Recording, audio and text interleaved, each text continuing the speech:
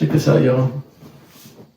Popcorn popper for Christmas. Let's take a look at it. I'm gonna use the virgin olive oil. Just about any oil works, but this is what I got, so I'm gonna put some of this in. You don't need a lot. Let's go ahead and turn it on medium-high heat. We'll just let it heat up a little bit. You know, when it starts to bubble a little bit and move around a little bit, then we'll put in some more. So, all right, let's get the top on.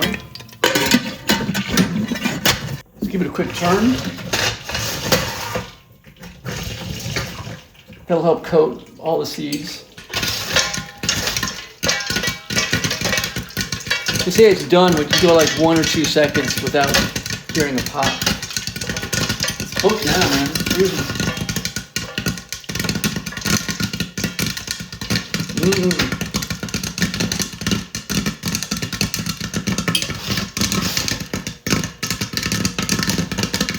Turn the heat down to, bring it down to 7.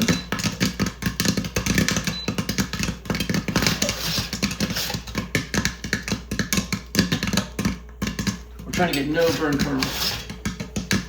1000. Yeah, that's about it right there. I'm gonna go ahead and turn that off.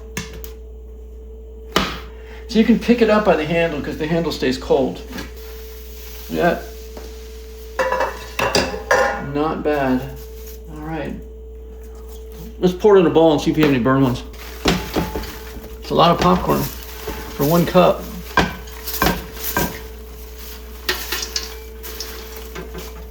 God, maybe I should have made less than 1 cup of popcorn. Well, I'm not seeing any burn ones in there either. I just ran out of room. See that? There's nothing burned. How cool is that? Although I do see some unpopped ones. But that's probably because of my fault, because I stopped it too soon. But this popcorn popper works real well. Thumbs up.